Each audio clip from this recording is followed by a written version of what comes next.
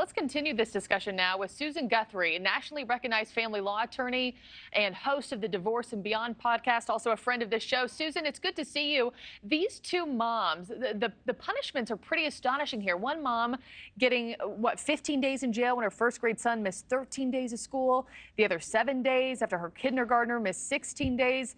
In your legal opinion, is this law too harsh, Susan?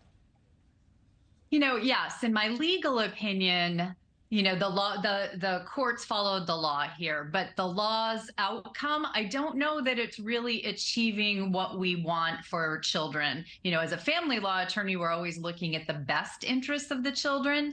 I don't know that jailing parents, and these were both single moms, I want to point out, taking them out of their households and away from their children when the issue is the children attending school. I think the ends are not justified by the means here. Yeah, and you bring up that they were both single moms, because I was going to follow up with, where are the dad's sentences? I mean, these are single moms, but there's likely still biological father in the picture. Or what happens if it's, a mom and a dad? Do they both go to jail? How does that play out? Yeah, I would suspect in these cases, I wasn't able to find out, but I suspect in these cases, these mothers have legal custody of their children. So these actions were only filed against them. But you make a good point. If you have a two-parent household or two parents with legal custody of their children, would this apply to both of them or only the parent who had custody of the children at the time of the absences?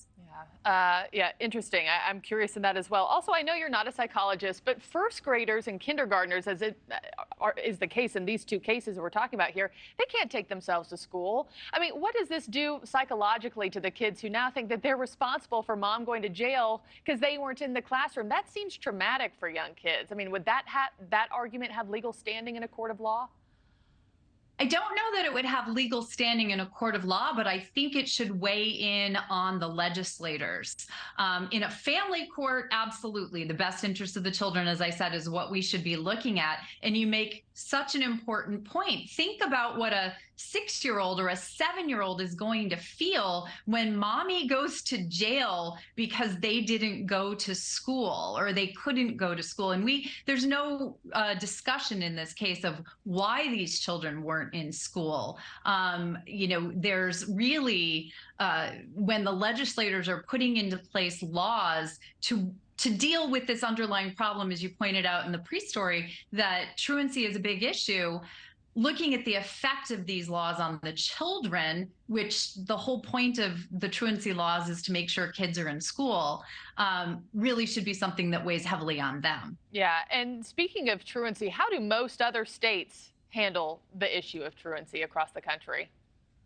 Yeah, there's sort of the two approaches, the carrot and the stick. We're looking at a stick state here with Missouri. More of the states approach this from a family outreach and a community outreach point, where the school will work with both the parent and the child to find out, as your reporter noted, and Ms. Baptiste, that what are the underlying causes of why these children are not in school? Is it an issue in the household? Mom can't get them to school, or dad in other cases, or both parents?